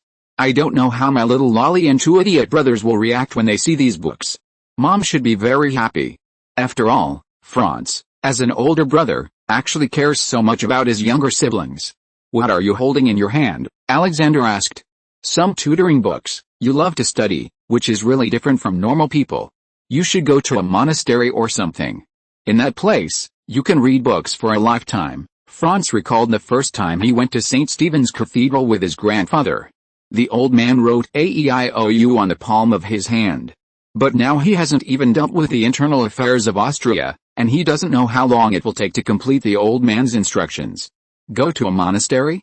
I think His Majesty the Tsar must want to send you to a monastery and let someone else inherit the throne, but I'm the eldest son, and I can't stand being without women and wine. And I don't like reading books. I'll learn to read just to be able to understand road signs. You talk as if everyone is not the eldest son. According to what you said, those who like reading books have become monks, so you are still living in the Middle Ages. Okay, these are the gifts you bought for your brothers and sisters? Can they understand them? Maybe, they can't understand them. but sooner or later someone will make them understand them. Oh? Let me see what treasures they are. Alexander stretched out his hand. Franz handed the book to Alexander, and Alexander took it casually. After reading it for a few times, his pupils suddenly contracted, and he immediately put down one book and read another. One book after another, Alexander couldn't help sweating. He recalled that he didn't know how many days and nights he was dominated by the fear of exercise books. In fact, only the education for the eldest son was particularly strict, and other princes did not have this treatment. What kind of devil are you? You are so cruel to your brother and sister. You are worse than an animal. I have never heard of anyone bringing exercise books to people abroad. Satan would be ashamed of himself compared to you. Franz looked at Alexander calmly, but this book purchase made Franz realize a problem. The prices of both Austrian and Russian paper books are ridiculously high. The average price of a book is 5 ft 10 rubles. You should know that many people in this country earn less than 1 ruble a day. Books in this era are definitely worthy of the title of the ladder of human progress, but if the price is too high, wouldn't it become a ladder to heaven? Franz felt that it was very necessary to solve the problem of monopoly of books and materials in China. After all, you can't be poor in education, especially in this era where there is almost no education. A beautiful Russian maid came in with black tea. Franz felt a little emotional. Are all Russian women so beautiful? But didn't Baroness Vadaya deliver it in person before? The maid was stopped by Bordeaux halfway. Franz had long been accustomed to questioning everyone he saw. But this time it was a little unusual. Who are you, Crassi, the maid of Lady Alexandra? What are you doing here? I am delivering tea to Archduke Franz on the order of the Queen. Is it poisonous? Have you tried it? The latest novels are first published on 69 Shuba. Take a sip, let me see. The maid had no choice but to put the tray on the table beside her and poured a small cup. If a maid was asked this question by Bordeaux, she would have left long ago. Although the maids in the palace are called maids, in fact, many of them have the title of ladies and young ladies. Major Bordeaux was still staring at the maid, and the maid had to drink the cup of tea. Major Bordeaux took the cup to confirm that it was empty, and then took it to his nose and smelled it. Go find Baroness Voga and ask her why a maid came to her residence. Bordeaux called another guard and said, go and bring Gerardo here. Chapter 164 Chapter 21.5 The mantis stalks the cicada, unaware of the oriole behind. 6. Gerardo is a professional sniffer dog that can identify poisons that humans cannot identify in this era. Usually, the maids questioned by Bordeaux will just put down their refreshments and leave, and then Bordeaux will taste them one by one and wait for Gerardo to come. Franz has become accustomed to this situation. After all, safety comes first. It's just that sometimes the food is too delicious, and Bordeaux can't control Franz, which makes him uncomfortable. Of course, Franz has also experienced this situation, and the maids at home often eat secretly. Alexander looked at Franz, and Franz scratched his head. He may be too nervous. After all, this is my first time going abroad, haha, not bad. Very dedicated, unlike you Austrians. I thought you Austrians would only drink beer and play the piano in a cafe. Alexander stood up and said to the maid, hey, come here. The maid didn't dare to neglect it and hurried to Alexander. 2 of Alexander's 4 guards stood beside Alexander, and 2 walked behind the maid. Do you know me? Alexander hooked his finger and motioned the maid to move forward. The maid lowered her head, bit her lip and shook her head. I'm new here. Before she could finish her words, Alexander grabbed her hair and slammed her against his knee. His knee hid her face, and it was a pity that her beautiful face was instantly disfigured. But Alexander's guards did not let her go, and threw her to the ground directly. One held her head and removed her jaw to prevent her from biting her tongue to commit suicide or biting the poison. The other pulled out a dagger, and with 2 puffs, nailed the woman's palm to the ground. Franz's guards also drew their pistols, and Major Bordeaux ran towards Franz at the speed of a 100-meter sprint. Soon, Franz was covered with the big men and couldn't breathe. Call that bitch Vadaya here. If she can't explain herself clearly, I'll kill her tonight. Who's on duty today? Catch her and send her to my father. Franz, you seem to hate being hated. You've just encountered this kind of thing when you came to Russia. How could it be? I'm just a kid who knows nothing. Are you sure they're not targeting you? Franz asked back. Except you, who knows I am here? And if they want to assassinate me, why would they choose someone I don't even know? This woman claims to be my mother's maid, but she doesn't even know me. She's so stupid. The woman lying on the ground could only make a whimpering sound. Because her jaw was dislocated, any tremor would make her extremely painful. The woman quickly closed her mouth and gave up struggling. Soon a team of guards rushed into the palace, and the woman was tied up and taken away. And the unlucky officer on duty was dragged out by the guards while he was using the toilet. As expected, Baroness Vadio was drugged. She didn't know what happened at all, but she vaguely remembered that Mrs. Crassi came to chat with her. Then she fell asleep without knowing it. The palace eunuch found the residue of medicine in Baroness Voga's cup. It was obvious that someone didn't want Baroness Voga to appear here. And that Mrs. Crassi should be the key to finding the culprit. I just searched for an afternoon, but didn't find Mrs. Crassi. The only clue is that Mrs. Crassi left Baroness Voga's residence and went to the boiler room, responsible for boiling water and heating. According to experience, she should have been killed when she went to find someone to contact or ask for money. As for the body, it should have become ash in a boiler, and the clues were interrupted. The latest novel is published on the 6th-9th book bar. Chapter 165 Chapter 21.6 The mantis stalks the cicada, unaware of the oriole behind. 7. After Alexander left, Bordeaux came to France. Your Highness, I suggest leaving St. Petersburg and returning to Vienna early. It's not safe here, and the negotiations are over. The purpose of our trip has been achieved, and there is no need to continue taking risks. Bordeaux was right, and he should leave. But there was one thing Franz couldn't understand: who had the guts to kill someone under the Tsar's nose? But then again, it seemed that too many people wanted to die in Russia. Die-hard ministers, Emperor Ferdinand's advisors, Queen Anna, Hungarians, French, British, Prussians, Jews persecuted by the Tsar, and the remnants of the 17-member parliament. With the ability to plant insiders in the Russian court, who would benefit the most if Franz got into trouble in St. Petersburg? Your Highness, I think there's something wrong with those Russians. Oh? Why? Did they stop the assassin? That's right, but they sealed the assassin's mouth at the first opportunity. Are they afraid that we know something? Or did they know about this assassination long ago and wait here on purpose? Major Bordeaux, watch your words and actions. In fact, Franz meant to be careful of the walls having ears, but it's hard to say whether Bordeaux understood it or not. Alexander's guards did seal the assassin's mouth at the first opportunity. But sealing the mouth may not be because they are afraid that the other party will reveal any important information. From a security perspective, it is also to prevent the assassin from committing suicide. Of course, if it's the same as Bordeaux thought, this is something the Russians have known for a long time, or it was planned by the Russians. Then what is the purpose of the Russians doing this? It is very intriguing. But no matter which case, Franz should not stay in Russia any longer. Bordeaux informed Prince Metternich that we are leaving early. You go and prepare the necessary supplies for the trip. I will go and say goodbye to His Majesty the Tsar. Before Bordeaux could say anything else, Franz waved his hand. This is the Russian palace after all, there can't be so many assassins. And you can see the number of guards around has increased by more than 5 times, but the chance of danger has also increased by more than 5 times. Bordeaux was right. The new guards didn't know the details. If there were assassins among them, the danger would indeed increase by more than 5 times. Going out rashly like this would be like a sheep walking into a tiger's mouth. But it's unlikely that the Tsar would come to the palace to see him, or leave without saying goodbye. So let's wait until night. Bordeaux, you're right. Then we'll wait until night before going out. The Tsar's bedroom. Nicholas threw the teacup in his hand heavily to the ground. Duke Libisev, the chief steward of the palace, and Zolotov, the governor of St. Petersburg, in the room were all silent. Alexander on the side was drinking black tea as if nothing had happened. The weather outside was very cold, but the atmosphere in the house was even colder. The veins on the Tsar's forehead popped up. First, the court lady deliberately created an accident, and now the Austrian Crown Prince Franz was assassinated. Who did it? Is he crazy? Does he want to start a world war? If the Austrian Crown Prince dies in St. Petersburg, it will be a diplomatic disaster.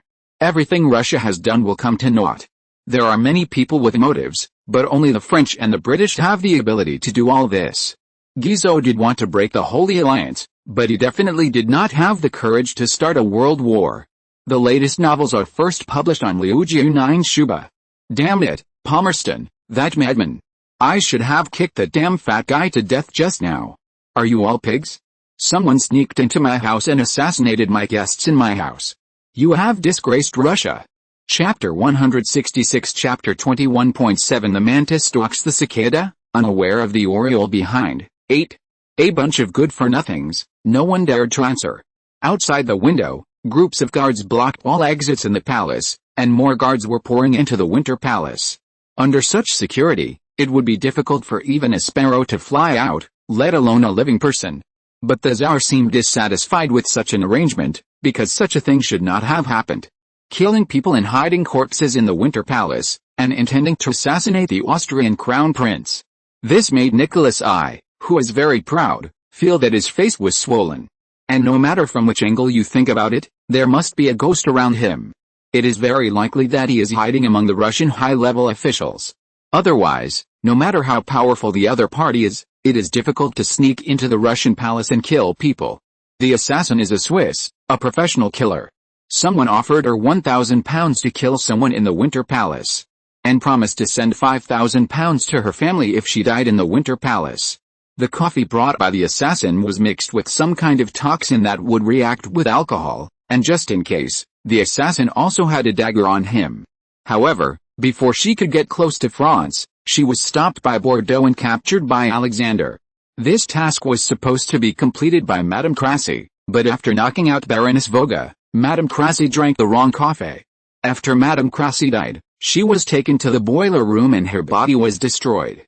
After Madame Crasy, who was waiting for her in the Winter Palace, died, she had to replace Madame Crasy to complete the task. As for who the employer was, she didn't know. She received the task through a Swiss killer intermediary, and she only knew that the other party spoke with a North German accent. It was not a big deal for someone to die in the palace, but this time the Tsar knew about it. These people in front of him were also considered big figures in Russia, but in front of the Tsar, they were no different from small vendors who met the gendarmerie. Alexander didn't care much about the damn assassin, but the assassin was actually his little friend. As a friend, Alexander felt that he should do something. Alexander looked out the window indifferently. The guards in the palace had increased several times and everyone had to be checked. He created such a good environment for the assassins, and he didn't believe that the other party could still bear it. In the commotion just now, a large number of guards were transferred to the Winter Palace. Also coming with them were members of the 3rd Special Department of Duke Liobey and members of the newly formed Babada by the Tsar. Since there is a traitor, give the traitor an opportunity to show up. For this reason, he prepared 3 carriages as a decoy to escort Franz away. Tsar Nicholas I also agreed. After all, it is the best policy to let Franz leave Russia now. After that, Nicholas I called Duke Liobey, Libisev, the chief steward of the palace, and Zolotov, the governor of St. Petersburg, into the room for individual lectures. When everyone left, their faces were solemn as if a mountain was pressing down on their heads. At night, 3 carriages slowly drove into the villa where Franz lived, and the 3 carriages left one after another accompanied by a large number of guards. But the directions they went were different, to the west, to the south, and to the east. To the west, you can take a boat from St. Petersburg to Hamburg port, then change to a small boat and go down the Rhine to Bavaria, and then to Vienna. To the southwest, go to St. Petersburg railway station and take the Imperial Village Railway to the Tsar's palace, and then change to a horse-drawn carriage from the palace to Galicia.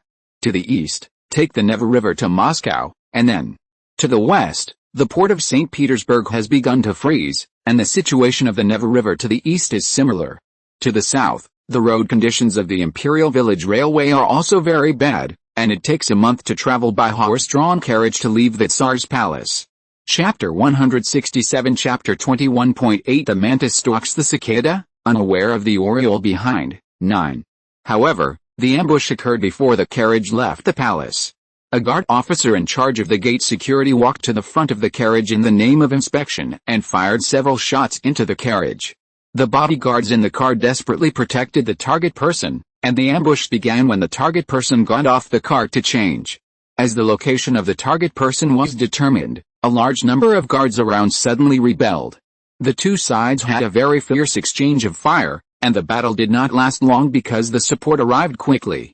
However, the sudden attack still caused the target person to fall in a pool of blood. On a tower not far away, a man dressed as a guard officer breathed a sigh of relief. Another person next to him put down the rifle in his hand. The man holding the rifle was nicknamed Death because no one could escape from his gun. It seems that I don't need to do anything. The kid was shot on the head. There were 2 more bullets in his body. He will definitely not survive. The death smiled, revealing a mouthful of cold white teeth.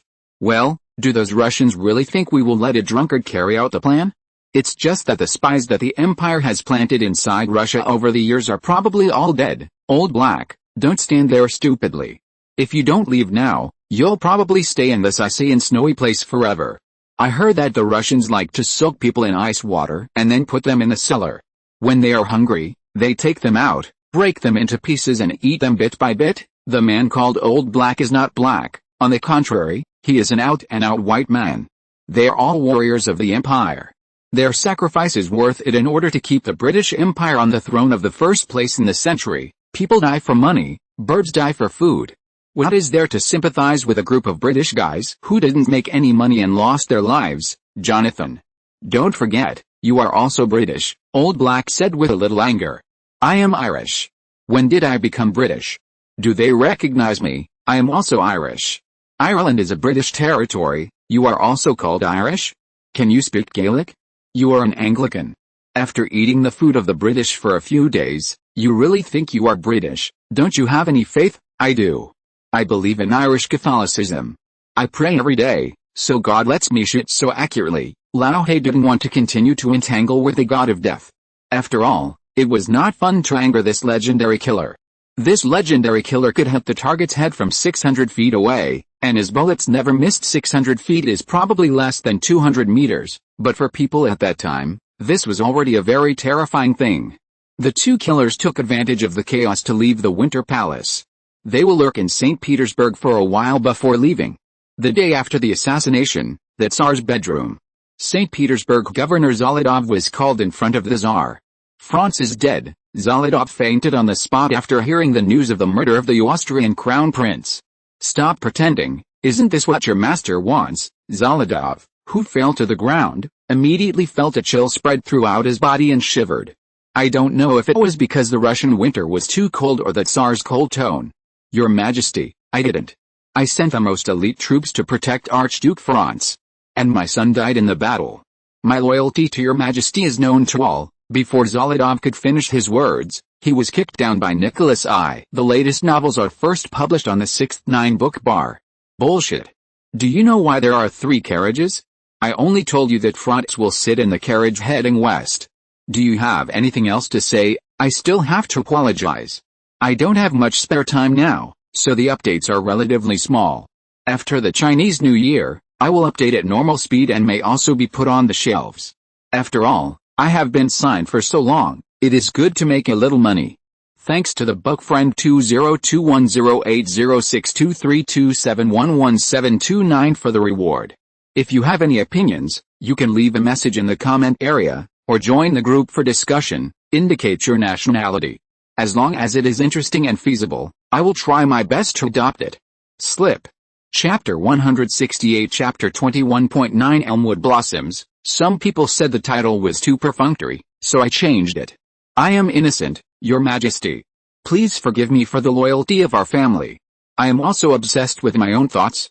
I am willing to give you all my property. Zolotov burst into tears, as if he had lost his parents.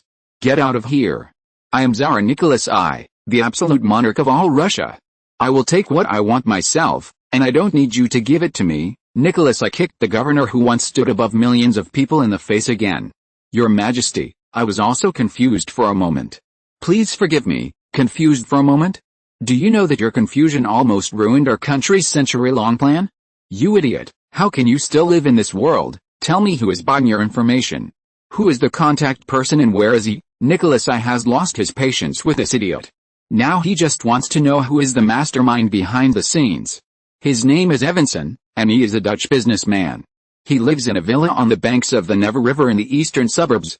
He usually relies on his butler and pigeons to deliver messages. Zolotov, governor of St. Petersburg, talked non-stop like a bamboo tube pouring beans. Alexander yawned. He had seen too many such self-righteous idiots. The higher the official, the greater the desire. Then he began to squander the power in his hands unscrupulously, until one day when the truth was revealed, he still wanted others to forgive him. Zolotov said a lot of things, but not much was useful. A foreign businessman of unknown origin bribed one of Nicholas I's most trusted people with some foreign antiques and 100,000 rubles. This made Nicholas I very angry, and what made him even more angry was that this idiot still thought it was just a trivial matter. He didn't even know the mastermind behind the scenes, and actually thought that the Dutch businessman was the boss behind the scenes. The Dutch businessman is clearly a cover, and there must be someone else behind the scenes. Even if he was caught, he couldn't say anything, and it is very likely that he has been dealt with now, the Alexander Center was analyzing. Bang! St. Petersburg, French mission in. What's going on at the Russian palace? Why are there gunshots? Did the Russian guards rebel again? Guizot asked. It is an old tradition for the guards to stage a coup. Russia conveniently said that they were conducting an exercise, simulating an enemy attack on the palace. What a vulgar country. It's so outrageous that they would conduct such an exercise. How could a country's palace be besieged? They should have been sitting at the negotiation table long before that. I'm afraid it's not appropriate to say that. Wasn't the Tuileries Palace also besieged? De La June complained. The Tuileries Palace, the French royal palace, was besieged by the masses during the French Revolution. The 900 Swiss guards and 200 royalists stationed in the palace were all killed in the siege, and the French emperor fled in panic. In short, we must leave this troubled place as soon as possible, and send someone to keep an eye on the Russians and report any movement immediately. It's unusual for this to happen at this time. We have already gotten what we wanted and it's time to leave. The members of the French delegation all agreed with Guizot's point of view. After all, no one wanted to die in vain in this icy and snowy place for no reason. Zalidov fell in a pool of blood. He was a pawn pushed out by his family. He couldn't understand why the Tsar would forgive him this time or let him retire on the spot with the power of his family. Nicholas I threw the single-shot muzzle-loading pistol, aside and looked at Alexander. You did a good job this time, the traitor did show up. But I didn't expect it to be this idiot Zalidov. I thought this idiot wouldn't accept bribes. The latest novels are first published on 69 Shuba. Father, it is precisely because he is a fool that he dares to do such a thing. Anyone with a little bit of brains would not oppose you on such a matter. I think it is time to send my friend away.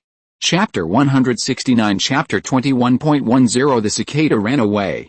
After Alexander left, Nicholas I took out a bottle of strong liquor from the cabinet. This bottle of strong liquor was not expensive, but it was bought by the soldiers when he left the army. He has been keeping it for so many years and was reluctant to drink it. Another reason was his religious belief. He opened the seal of the wine and poured himself a small cup and drank it all. Merciful Lord, please forgive my sins. Then he smiled rarely. Nicholas sealed the wine and put it back in the cabinet. Maybe the next time we'll be in Constantinople. Nicholas tidied his clothes and opened the door, letting the eunuchs who had been waiting outside for a long time come in to collect the bodies. Alexander held a lollipop in his mouth and looked out the window with his chin on his hand. The scale of the battle just now was not large, but it was definitely tragic. The rebels attacked the target person like crazy, but the target person had already been replaced. How is the child? Alexander asked. The guards officer next to him shook his head. 1 shot in the head and 4 shots in the body. He's already dead, Alexander said. Oh. Go and give them 1,000 rubles, go in person. The meaning of the crown prince was very clear, that is, the money must be delivered and not allowed to be embezzled by his subordinates. Yes, Your Highness, the officer of the guards made up his mind that he must not give less. Gritting his teeth, he gave them 500 rubles. The carriage slowly drove into the courtyard, and the guards in charge of the garrison immediately lined up to welcome their crown prince. Is everything okay, without Your Highness? Not even a fly came in or out, the garrison officer answered bluntly. Where do flies come from in this winter? Alexander couldn't help but complain. Creaky the door opened, but Franz and his guards had disappeared. What's going on? Alexander grabbed the officer who had answered confidently just now, and the officer was also stunned. How could more than a dozen living people disappear out of thin air? The officer didn't know how to answer for a while, fearing that he would be exiled to Siberia if he was not careful. 200 people can't even keep an eye on a child? You bunch of rubbish. You said it must be kept absolutely secret, and ordered us to lock all the doors and windows from the inside to prevent any information from leaking out. Your Highness, there is a letter on the table, the accompanying officer shouted. Alexander choked up and thought, could this be kidnapping? If so, it would be even more embarrassing. After reading the letter, Alexander smiled self-deprecatingly. It seems that what his father said was right. This Franz is really amazing. He was able to sneak out of the palace with more than a dozen people when the Winter Palace was so tightly guarded. To be honest, Franz had little confidence in Alexander's self-proclaimed plan. According to Franz's experience, there should be secret passages in such a palace. After a search, Franz found a secret passage. Franz followed this secret passage and came to the Tsar's bedroom. Nicholas crossed his arms and watched Franz's guards crawl out of the tunnel one after another. Nicholas, I was not surprised that Franz could find the secret passage in the palace, because there was intelligence that Franz had bribed a group of traitors from the special third section. It was not impossible that he knew some information inside the Russian court. Your Majesty, I am here to say goodbye. Oh? Why are you bringing so many people with you? Don't you know this is my bedroom, Your Majesty? I just happened to find a secret passage under the bed. You should be going to bed at this time. How come there are so many eunuchs with guns waiting for us here? The latest novels are first published on 69 Shuba. Oh, they thought you were assassins. It's amazing that you found it. This secret passage was dug by my father and has not been used for decades. Has Alexander told you about his plan? Yes, it's a very genius idea that kills two birds with one stone. Not only can it save me, but it can also kill the assassin and find the traitor. He told you this too, I guessed. Then why are you looking for a tunnel? I think if I leave your bedroom, no one will think of it, but if you do this, you will hurt that kid's self-esteem. Then what do you want me to do? If you're listening to this novel on a channel other than Fanfic World, it means they downloaded and uploaded it without effort. We cordially invite you to visit our channel, Mundo Fanfic Novelis. There you'll find the original version of this story and you can explore many other novels of various genres. We're waiting for you to immerse yourself in a world of incredible novels. Chapter 170, Honest Officials and Corrupt Officials. It would be weird if a bunch of grown men came in and out of my palace. Why don't you change into eunuch's clothes? Nicholas, I took a sip of black tea. Your Majesty, with all due respect, there are only 0 and countless times to wear women's clothes. Franz scratched his head. Then you can consider returning the same way, if you can't even deal with a few assassins. What's the point of recasting the glory of the Third Rome? It's better to go to Siberia to dig potatoes for the benefit of the people, Nicholas, I said with a smile. Obviously he just wanted to have fun. I didn't expect, Your Majesty, that you still hold a grudge. Isn't it just for you to dance? I'm also for the peace of Europe and the world. You really care about this? Franz smiled. I'm not doing this to protect you. Do you think I'm kind? The border of the Austrian Empire, Vojvodina Province, Nordsavy New Town. Kirimi has been relieved of his post as commander of Nordsavy, and Vienna has sent a special passenger ship to take him and his entourage back to Vienna. Kirimi's entourage consisted of only 2 guards and Princess Kafa, the unlucky princess bought at the auction. The former high-ranking official of Vojvodina was extremely disappointed with his incompetence in dealing with the Serbian invasion and refugee issues. As a result, this high-ranking official with no sense of existence was dismissed, and Archduke Karl took over the post of provincial governor temporarily. In fact, this former high-ranking official of Vojvodina was not incompetent, but deserted. As soon as he heard that the Serbian army was invading in a large scale, he took his whole family away. Before leaving, he did not forget to take away a sum of state property. Fortunately, there was not much money in the silver vault of Vojvodina. But the local merchants who were unaware of the situation did not have such good luck. The high-ranking official used a piece of paper to cheat at least 2 million guilders of private assets. However, he was unable to take the money away. On the way to Krakow, the only territory of Poland at that time, which was later annexed by Austria, the robbers called the police because the amount was too large.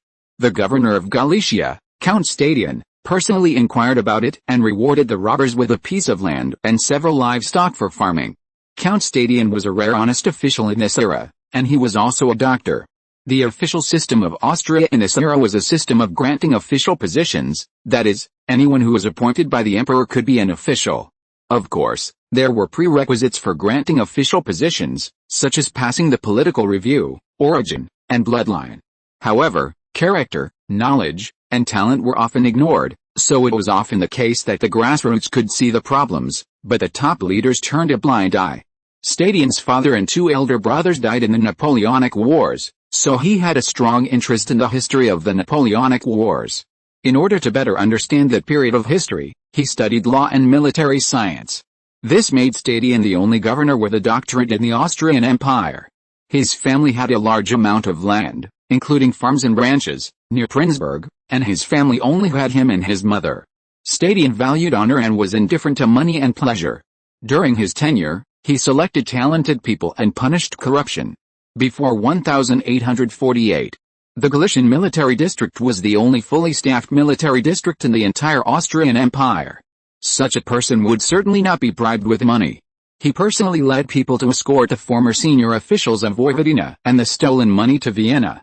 However, the officials of the central government of the Austrian Empire did not have such high character. The senior official was only ordered to retire early. Stadion, who left his post without permission, was punished. After retirement, the senior officials went directly to France, and the stolen money and loans from merchants were not recovered. However, due to lack of funds, Archduke Karl, the temporary governor, was facing a huge crisis. Chapter 171 Archduke Karl's Crisis. Vojvodina, Nordsav New Town. The scene of more than 100,000 people working together is very spectacular. Especially those ordinary soldiers prefer to work with ordinary people like this rather than killing people on the battlefield. Most of the ordinary soldiers come from poor families. Except for a few who are lazy, most of them do not even have the opportunity to work. As for the Serbian soldiers, many of them are on the battlefield for the first time. They prefer to work rather than squatting in the prisoner of war camps and waiting to die. Moreover, the Austrians will pay them wages, and they can use these wages to buy food and send it back to Serbia for their families. As long as their families agree, they can even move to live near the prisoner of war camps. The Serbian side is also willing to do this, because it can save a lot of expenses without providing relief.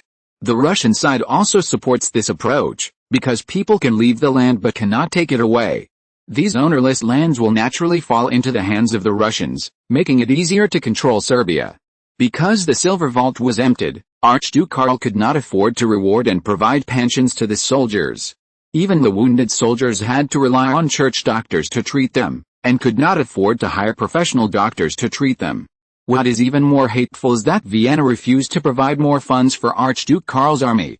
The reason was that the war was over and there was no need to continue investing.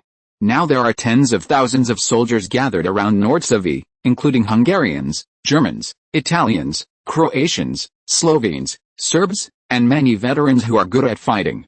These people are like a huge time bomb, and now they are all under the personal prestige of Archduke Karl. But they will not leave if the funds are not in place. The soldiers fought hard on the front line, but they did not get what they deserved after the war. If it were normal times, no one would dare to make trouble as long as the team was broken up. But now Nordsavi has a large number of Serbian prisoners of war, and withdrawing the army is completely a dead end. However, the current practice of the Austrian government will not only chill the hearts of the soldiers, but may also cause a mutiny in the army. Especially the Croatian army under Jelatic. They have traveled long distances and even abandoned their own supplies to assist Nordsavi. If these tough Croatian soldiers knew that their sacrifice was worthless, God knows what they will do. The Austrian government has invested a lot of manpower and material resources in the new city of Nordsav. You know, Croatians are called bandit nations in Hungary because they are too poor. The territory is almost all mountainous, and the population has hardly grown from the 18th century to the disintegration of the Austro-Hungarian Empire. Because of this, everything can become the target of looting by Croatians. In this way, all of Franz's plans will come to nothing.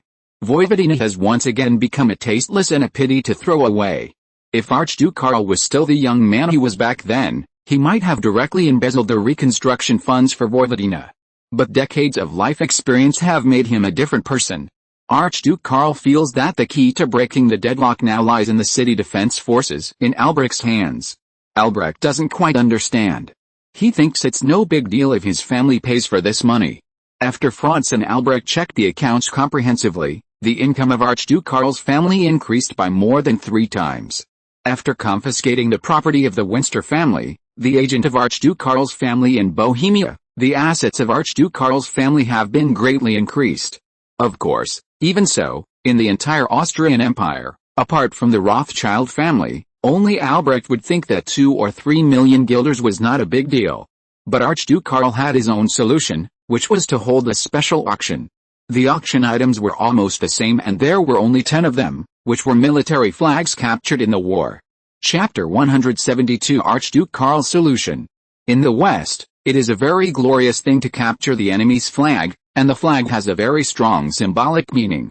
Usually, the general who lost the flag would be executed, and the army that lost the flag might even be disbanded, eliminating the number. It's just that the army like Serbia is not really a respectable opponent. Their flags are naturally not that meaningful, but it's different for the second-generation ancestors of the city defense army.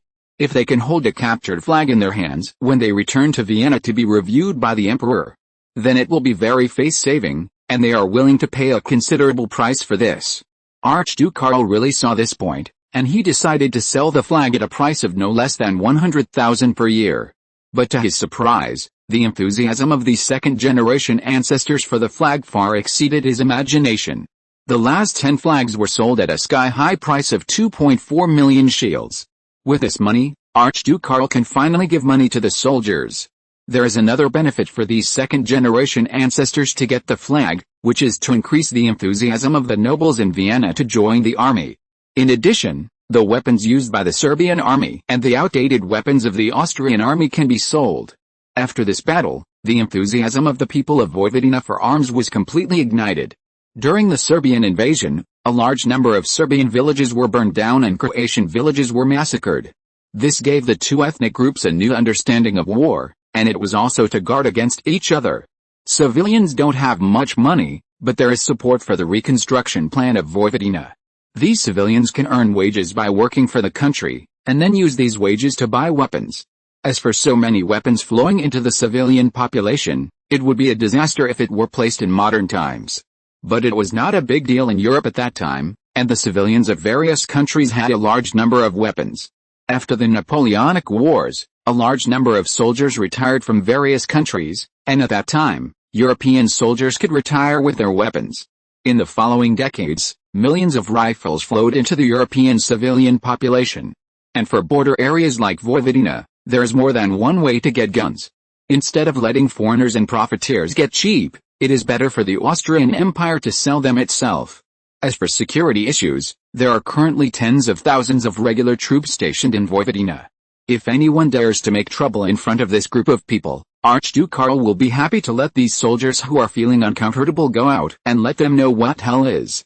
Even after these soldiers withdraw, there is no need to worry. Because after the Serbian invasion, Austria needs to reorganize the defense of Vojvodina to prevent similar incidents from happening. At the same time, a large number of villages and farmlands were burned down during the Serbian invasion. Many people were homeless, and Austria's engineering projects can only save some people. There will definitely be people who choose to join the army when they are desperate. A large number of young and strong people joining the army can ease the pressure of public security, and at the same time play a role in maintaining local public security. It can also play a role in easing ethnic conflicts. After all, the Serbian invasion was a disaster for the Croatians. However, in terms of losses, the losses of the Serbs in Vojvodina are far greater than those of the Croatians.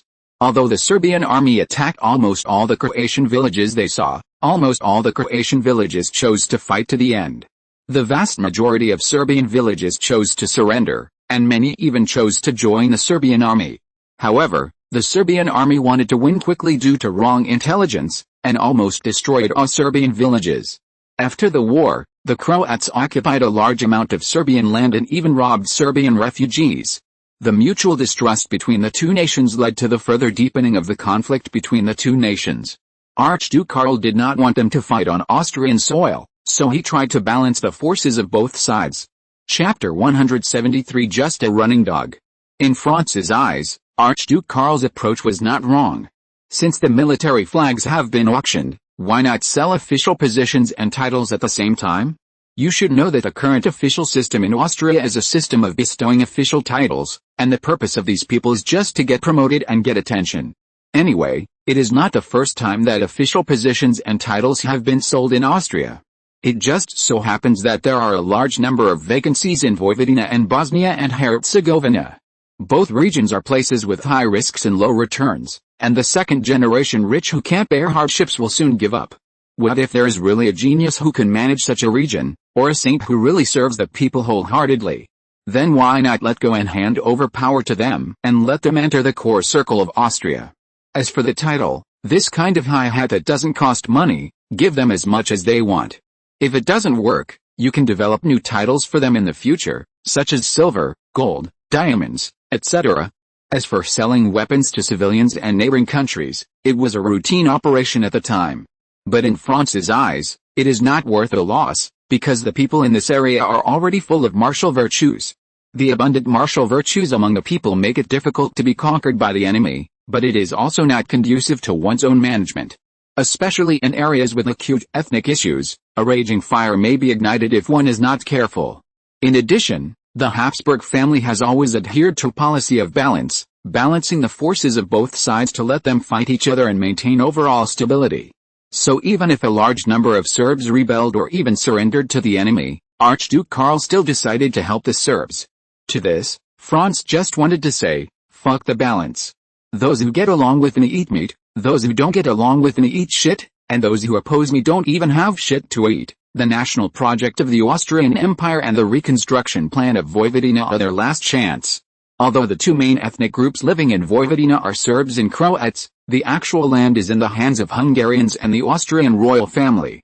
During the Serbian invasion, many landlords who did not have time to escape were killed at home. After the war, the Austrian government confiscated a large amount of land on the grounds that local farmers joined the Serbian army. After a series of secret operations, most of these lands fell into the hands of Franz and Ardes Bank at extremely low prices. And Jacob Ardes, the owner of Ardes Bank and Sarah's father, had handed over the right to use the land in Vojvodina to Franz. Jacob Ardes used assets of 10 million guilders to obtain land worth 50 million guilders. This operation with a return rate of 400% is comparable to Nathan's operation using Waterloo intelligence in London. But Jacob Ardes is very self-aware, and he knows who made him make this money. He found Franz as soon as possible and expressed his willingness to sell all the land to the royal family at a price of 10 million guilders. Franz did not buy his land, but asked him for the right to use it. Ardes Bank can use these lands as collateral to borrow from other banks to continue investing in the construction of the two royal territories in Vojvodina and Bosnia and Herzegovina. At the same time, Franz also secretly authorized Ardes Bank to issue Austrian government bonds. Due to the close relationship between Ardes Bank and Rothschild Bank, Ardes Bank's crazy sale of Austrian government bonds did not arouse suspicion from others. Also, due to a series of recent major actions by Ardes Bank, ordinary people have re-evaluated the strength of Ardes Bank. At the same time, Ardes' efforts to sell Austrian government bonds were a manifestation of loyalty to him in the eyes of Solomon Rothschild. Solomon Rothschild did not doubt Jacob Ardes. In Solomon's eyes, court Jews like Jacob were the most ridiculous. They were just running dogs of the royal family. They gave their money to the royal family in exchange for honorary status. They pretended to be nobles, but in the eyes of the nobles, they were just running dogs.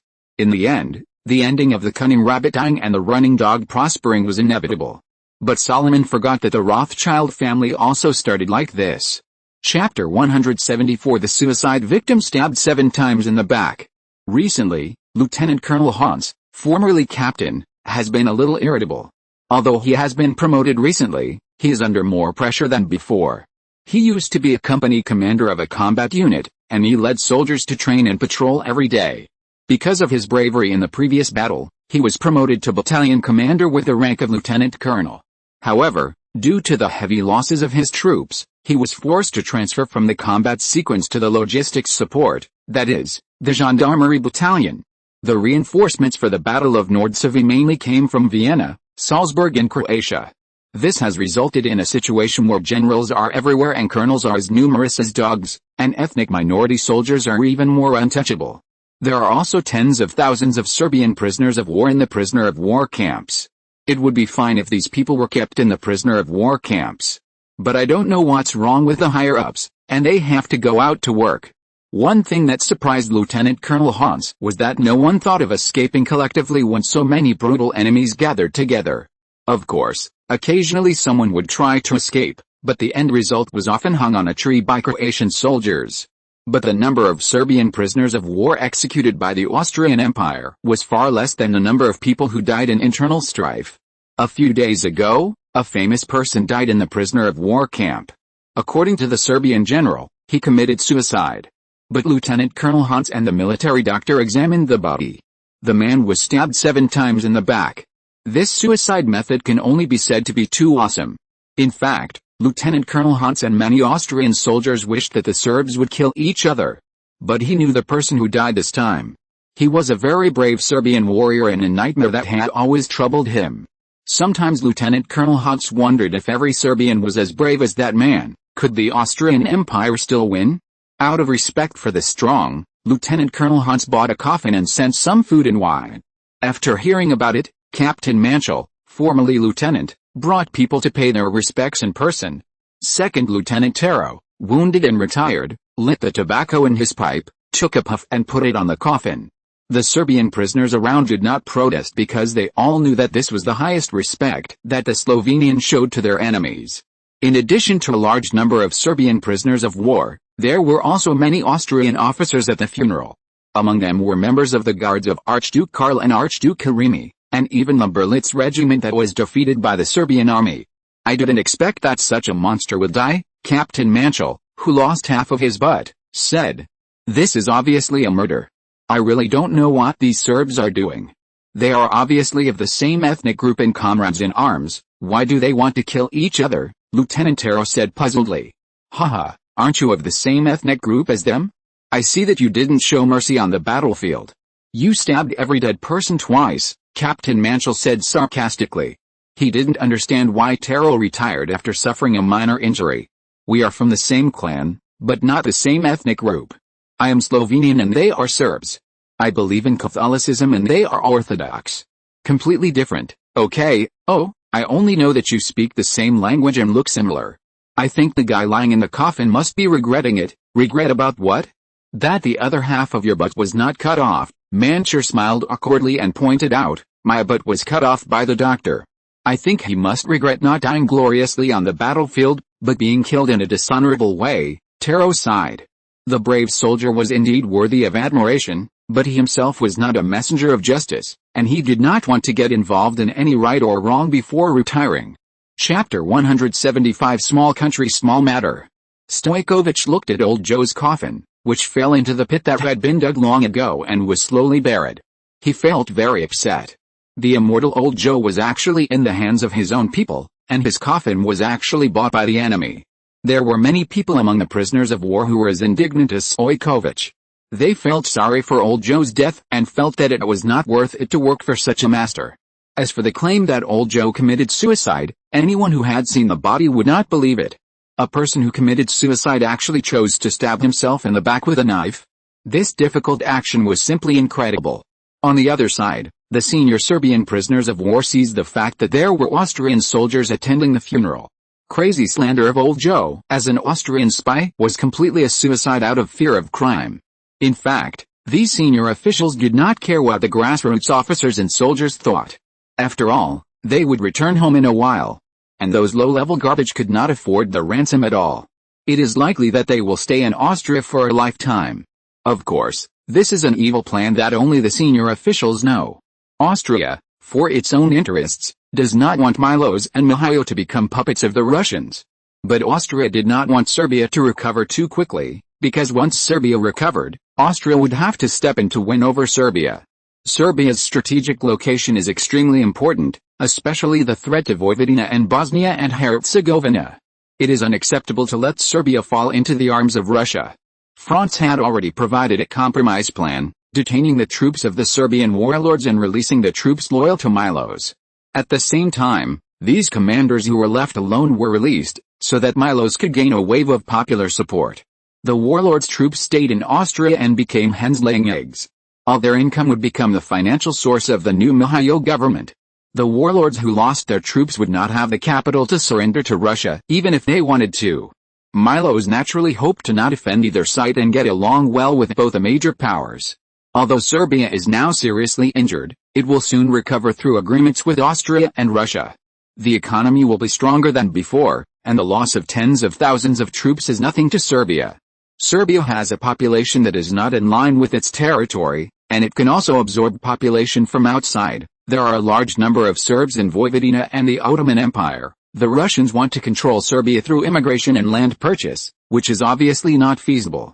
Although Miloš knew Russia's ambitions, he could not refuse the entry of Russian capital. Because there was an agreement between Russia and Austria, Russia would obtain the right to rebuild Serbia after the war. Of course, Serbia could not afford the money for these projects, so it could only use land and mines as collateral. Miloš made a little trick here, that is, when he exchanged food with Austria, he also used the same land and mines as collateral. The purpose is of course to let the two tigers kill each other, so that he can reap the benefits. However, Franz had already prepared. Austria wanted the mining rights of the mines, and Russia got land to settle pro-Russian forces and immigrants. Austria got the copper mines that it lacked. And Russia got the land they wanted most. Russia and Austria each got what they needed and lived in peace. For Russia and Austria, this was just a redistribution of interests. However, for the Principality of Serbia, this is a matter of life and death. What worries Franz is not the double dealing of Miloš and his Abramovich family. But someone in Russia will not be able to resist and directly attack Serbia. If Serbia falls into the hands of the Russians, Austria and Russia will lose the buffer zone. It will also affect the normal trade between Austria and the Ottoman Empire, and deepen the contradiction between Russia and Austria. After all, once the buffer zone of Serbia is lost, the most important urban agglomerations in Vojvodina and Bosnia and Herzegovina will be exposed to the guns of Russia.